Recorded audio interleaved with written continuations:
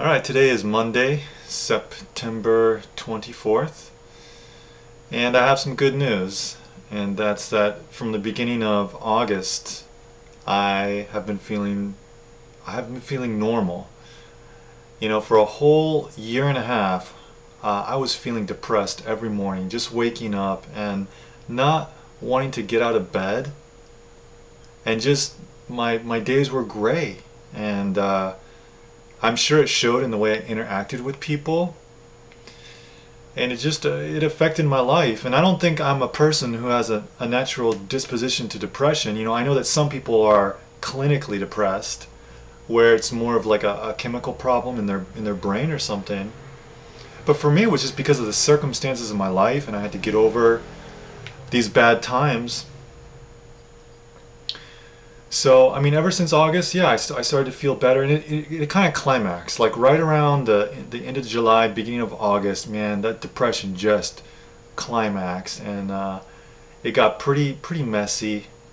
Don't really want to talk about what happened in detail, but there were some turning points, and some things that helped were, well, just I think one thing that might be interesting for people who are watching, my channel, my videos, because they're interested in Japan.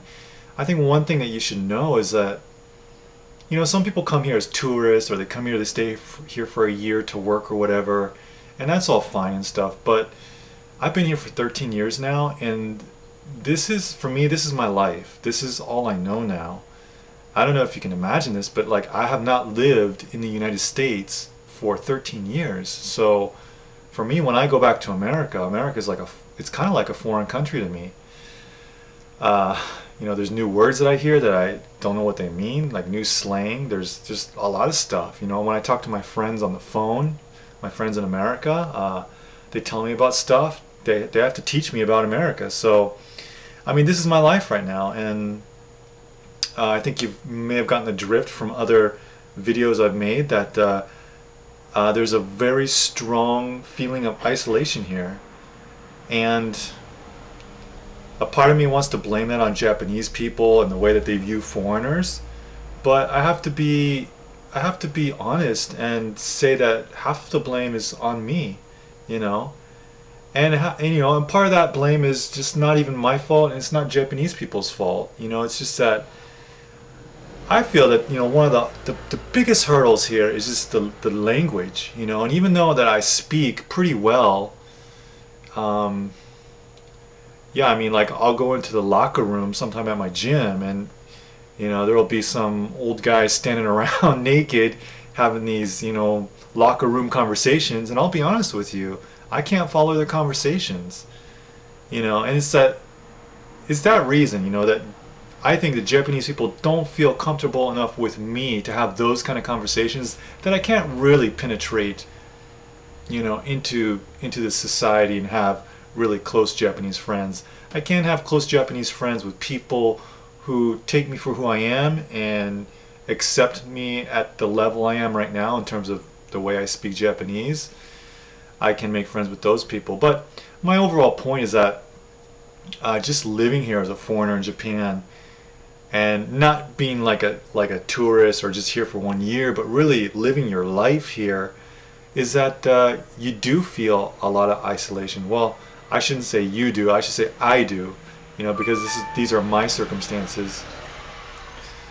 So, going through that separation with my wife, and then just, she was my world, like I put all my eggs in one basket pretty much. And, just dealing with that loss was just tremendous for me. On top of that, being isolated here in my life here in Kobe, Japan. But some of the turning points were that I got a chance to talk to my dad. I don't talk to him much. He has a house out in the country in California, and because he lives way out in this kind of isolated area, he only has a satellite connection to the internet, and it's really crappy. Like, we talked on Skype, and it's just like so hard to, there's like a big time lag, and it's just difficult to communicate. But even though there was that, it still felt good to talk to him, and he was really patient, and even though the connection wasn't so good, but yeah, it just made me feel a lot better. Made me feel a lot better. And then I got to also talk to my best friend, Doug. He lives in Arizona. I've known him since I was 11 years old. He's my best friend. Um, and yeah, just talking to my dad and my best friend, just it made all the difference in the world, really. It really helped me out.